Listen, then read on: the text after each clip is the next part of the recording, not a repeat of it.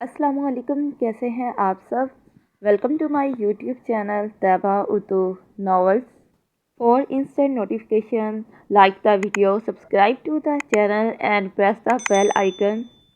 ज़िद्दी जुनूनियत अज़ कलम सुमैया हुरैन फ़ातिमा। किस्त नंबर 1।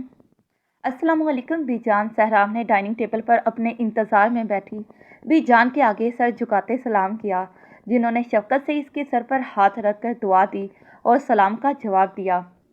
वालेकुम अस्सलाम रहमतुल्लाहि व बरकातहू। जीते रहो, अल्लाह तुम्हारी उम्र दराज करे, आमीन। सहराब ने भी बदले में आमीन कहा और नाश्ता करने बैठ गया। बीजान, आप हैवी नाश्ता नहीं करेंगी? सहराब ने अपनी बीजान को आलू का पराठा उठाते देखकर टोका। खबरदार, जो आज आपने हम पर ये सख्ती की, हम थक गए हैं मरीजों वाला खाना खा खा कर। मरना तो वैसे भी है, आप हमें ऐसे मरीजों वाला खाना खिलाकर जल्द ही रुखसत करना चाहते हैं, पर हम बता दें, जब तक आपके 2-4 बच्चों से खेल ना लें, हम नहीं जाएंगे। बीजान की बात पर सहराब ने जबड़े भेजे। बीजान, आप जानती हैं हमें ऐसी बात पसंद नहीं। अल्लाह आपका साया मुझ पर सलामत रखे, आप ऐसी बातें न किया करें। तुम भी जालिम बनकर मुझ पर जुल्म ना किया करो। हम हर वक्त पराठा नहीं खाते, आज बहुत जी चाह रहा था इसलिए बनवाया है। सहराब अभी जवाब देता कि शहरयार ने आकर धमाका किया। अस्सलाम वालेकुम एवरीवन, कैसे हैं आप दोनों? शहरयार किसी बोतल के जिन की तरह हाजिर हुआ। बिग ब्रो, आप हर वक्त भी जान पे इतनी सख्ती क्यों करते हैं? एक दिन पराठा खाने से कुछ नहीं होता। शहरयार भी जान के आगे सर करके बोला। हाय माँ सदके वारी, मेरा पुत्र कब आया और मुझे बताया क्यों नहीं? बीजान शहरयार को प्यार करते बोली। सहराब भी इससे को घूर कर देख रहा था। मैं भी जान, आप जब सुबह की नमाज पढ़ रही थी इस वक्त आया, सोचा अब दोनों को सरप्राइज दे दूं, इसलिए सीधा अपने कमरे में चल दिया और फ्रेश होके अब आपकी हजूर आपके सामने हूँ। अच्छा, क्या मेरी तो आंखें ही तरस गई थी तुझे देखने के लिए। बीजान ने मोहब्बत पाश नजरों से शहरयार को देखते कहा, यहाँ आने से पहले तुमने मुझे बताया क्यों नहीं कि तुम आ रहे हो? सहराब ने शहरयार को घूरते कहा। खबरदार सहराब, आपने हमारे बच्चे को कुछ भी कहा। इतने दिनों बाद इसकी शक्ल देखने को हमको मिली है, हम तो तरस गए थे इसकी शक्ल देखने के लिए। लव यू बीजान, बस आपको ही फिक्र है मुझ मासूम की। शहरयार बच्चों जैसा मुंह बनाए आंखों में शरारत लिए बोला। जी जी, आप जैसे मासूम अगर 2-4 और इस दुनिया में हो गए ना, तो इस दुनिया का अल्लाह ही हाफिज है। बीजान की आंख नम देकर सहराब बात बदलते हुए शहरयार से बोला। और सब नाश्ते की तरफ मुतवज्जा हो गए और बीजान भी बहुत दिनों बाद पोतों के साथ नाश्ता करती मसरूर सी मुस्कुरा दी। आज घर जल्दी आ जाना, बीजान ने खाना खाते सहराब से कहा। क्यों बीजान, कहीं जाना है क्या?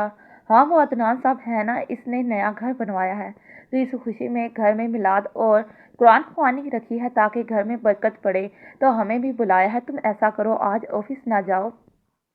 बीजान ने सहराब को आज ऑफिस जाने से मना किया था, पर बीजान, मुझे बहुत ज़रूरी काम है, आप मुझे बता दें कितने बजे जाना है, मैं आ जाऊंगा आपको छोड़ने। बल्कि ये गधा आया हुआ है कि आपको छोड़ देगा। 1 बजे मिलाद शुरू हो जाएगा और अगर सिर्फ हमें छोड़ने की बात है तो आप जहमत ना करें, हम ड्राइवर के साथ चले जाएंगे, बीजान ने निरूठेपन से कहा।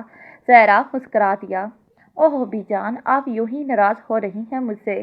सच में बहुत ज़रूरी काम है, मैं 12 बजे आ जाऊंगा और खुद लेकर जाऊंगा। अब खुश? जी नहीं, आप हमें सिर्फ लेकर ही नहीं जाएंगे बल्कि वहाँ कुछ देर बैठेंगे भी। और आप हमें ये बताइए कि आप कब से ऐसी चीज़ों से दूर भागने लगे? नहीं बीजान, हम दूर नहीं भाग रहे, आप जानती हैं हमें भी पसंद है महफिल मिलाद में बैठना, बस ऐसे अच्छा नहीं लगता हम अकेले वहाँ जा बैठे और अंकल अपने सारे कामकाज छोड़कर हमारे पास बैठे। हाँ, तो ना बैठने देना, वो अपना काम करेंगे और आपकी बोरियत दूर करने के लिए अब तो शहरयार भी आ गया है। बीजान ने पराठों से लुत्फ अंदोज होते शहरयार की तरफ इशारा करके कहा। अच्छा ठीक है, हम टाइम पे पहुंच जाएंगे, अब हम जाएं, हमें देर हो रही है। सहराब ने इजाज़त चाही थी। ठीक है, आप जाएं, अल्लाह की अमान में। बीजान ने दोबारा शफकत से सहराब के सर पर हाथ रखा और वो ऑफिस के लिए निकल गया। तारुफ गर्देजी हाउस। अहमद गर्देजी की 3 औलादें थी, बड़ा शामिर गर्देजी, फिर मीरव गर्देजी और सबसे छोटा अजान गर्देजी जो 9 साल का था। अहमद गर्देजी एक गार्ड की जॉब करते थे, मीरव मास्टर कर रही थी, जिसका कद 5 फुट का था। कद, गंदमी, रंगत बारीक, पंखड़ी जैसे होंठ, सतवा नाक जिसमें लौंग हुमा वक्त चमकती रहती थी, चेहरे की मासूमियत जो इसे सबसे अलग बनाती थी, और एक आमना बेगम की सौतेली बहन थी जो मीरब से 6 साल बड़ी थी।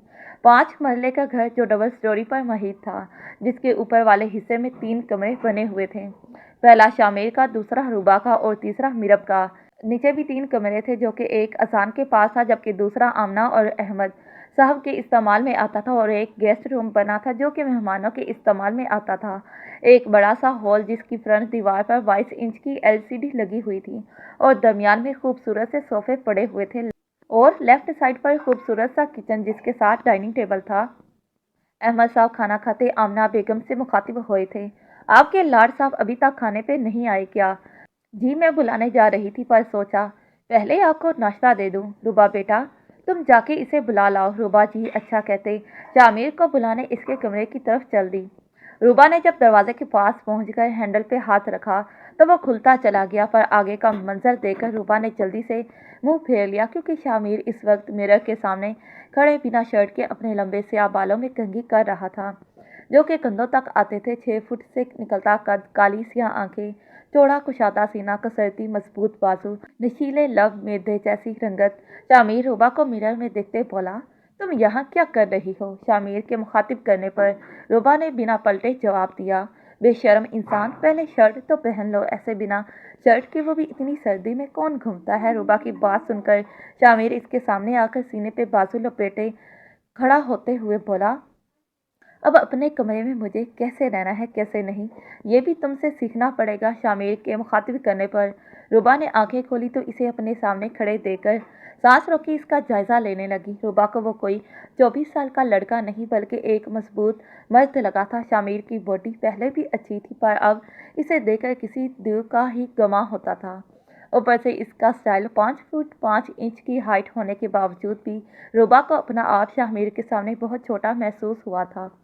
नजरें शामिर के वजीहा चेहरे से होती हुई इसकी गर्दन पर आई, जिसमें शामिर ने चेन पहन रखी थी जो गर्दन से इसके सीने तक आ रही थी। शामिर ने इसको अपना जायजा लेते देखकर इसकी आंखों के सामने चुटकी बजाई, जिस पे रूबा होश में आते हुए इस पे भड़की, तुम नहीं आप बोलो, पूरे 2 साल पड़ी हूँ और रिश्ते में खाला भी लगती हो तुम्हारी।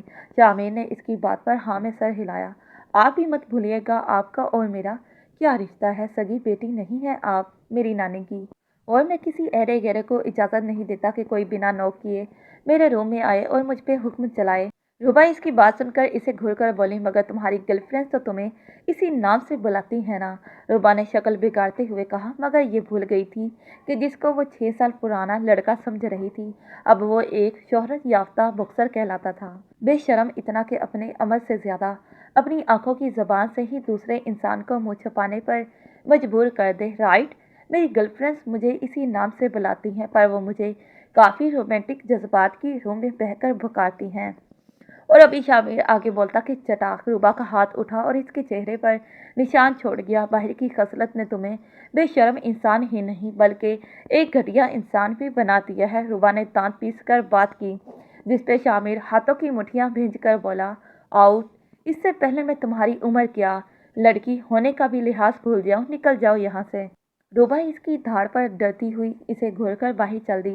रूबा के जाने के बाद शामिर ने अपने इश्तियाल पर काबू पाने की कोशिश की। वैसे तो इसे रूबा से कोई मसला नहीं था, इससे चिढ़ इसके बी अम्मा बनने और छोटी छोटी बातों को दिल पे लेने की थी। रूबा गलती होने पर एक्सेप्ट करने वालों में से थी, जबकि द ग्रेट शामिर गर्देजी गलती होने पर खुद से नजरें नहीं मिला पाता था। वह गलती का एतराफ़ नहीं करता था, चाहे शर्मिंदगी के मारे घुट घुट कर ही क्यों ना मरता रहे। वो चाहता था लोग इसकी गलती को इसका स्टाइल समझे। वो लोगों की नज़र में ऐसा इंसान था जो कभी गलती नहीं कर सकता था, मगर शामिर जानता था कि जो वो कर रहा है वो गलत है या सही। जो लोग इसकी लाइफस्टाइल में एडजस्ट करते थे, इनकी नज़र में शामिर गर्देजी का गलत होना भी सही था। यही बात इसको मगरूर बनाती थी, मगर तन्हाई में ये बात एक शाम की तरह इसे डसती रहती थी। इससे एक गलती हुई थी जिसका एतराफ़ नहीं किया, और इसी गलती को मानने के बजाय शामिर गर्देजी ने इसको अपना स्टाइल बना लिया। सबकी नज़र में वो इसका स्टाइल था और लोगों की नज़र में वो स्टाइल इस पे जचता भी बहुत था, मगर ज़मीर की मलामत करने पर वो चीख उठता। शामिर जब नीचे आया तो अहमद साहब इस पे चढ़ दौड़े। मिल गया टाइम सबके साथ बैठकर खाना खाने का। शामीर ने इनकी बात को इग्नोर करते अपने भाई अजान की गाल पर लड़कियों की तरह शिद्दत भरा बोसा दिया। मकसद अपने बाप और रूबा को चिढ़ाना था, जो वो चिढ़ भी गए थे। दोनों इसको घूर कर देख रहे थे, पर वहाँ परवाह किसे थी। शामी भाई, मैं आपका छोटा सा भाई हूँ, ना कि आपकी गर्लफ्रेंड्स। मुझे ऐसे प्यार ना किया करें। ओ मेरा गोलगप्पा, तुम्हारे गाल मुझे मेरी गर्लफ्रेंड्स नीलम की याद दिलाते हैं। मैं तुझ जैसे फटे ढोल को जहन में रखकर प्यार नहीं करता। नोट फेयर भाईजान, मेरी टेडी बियर को ऐसे तो ना बोलें। मीरब जो पास बैठी थी मसनूई शिकवा करते हुए बोली तो शामिर कहका लगा गया और अजान की शक्ल रोने जैसी हो गई थी। ये दोनों बहन भाई इसे यूं ही चिढ़ाते रहते थे। तुम्हारी छिछोरी हरकत अगर ख़त्म हो गई हो तो काम की बात करें। शामिर जो चेयर पे आड़ा तिरछा बैठा हुआ था, इनकी बात पर सीधा होकर बैठा। जी बोले, कब तक निकम्मे हड हराम रहने का इरादा है? सांड जितने हो गए हो, कोई काम धंधा भी कर लिया करो। आपको किसने बोला कि मैं फारिग रहता हूँ? अल्लाह के फजलो करम से मैं भी काम कर रहा हूँ। अहमद साहब अपने बेटे की बात सुनकर बोले, अच्छा क्या काम करते हो, बताना पसंद करोगे? और क्या करना है, मैंने चर्स वगैरह पीता हूँ, आपको नहीं मालूम? आजकल महबूब अपनी महबूबा के इश्क में गोडे गोडे डूबे हुए ही दिल का रोग लगाए बैठे हैं। इसमें महबूब को इसकी बड़ी ज़रूरत पड़ती है। शामिर ने रुबा को नज़रों के हिसाब में लिए कहा। रुबा का दिल कर रहा था सामने वाले का सर फाड़ दे या इसकी आंखें नोच ले, जिन नज़रों से वो इसका ऑपरेशन कर रहा था। रुबा का चेहरा गुस्से से सुर्ख पड़ रहा था। जारी है जी, तो इस दूसरे चैनल पर फिर से इस एपिसोड को अपलोड कर दिया। प्लीज़ इस चैनल पर भी अपना प्यार मोहब्बत दें, जिस तरह आपने मेरे पहले चैनल को दिया।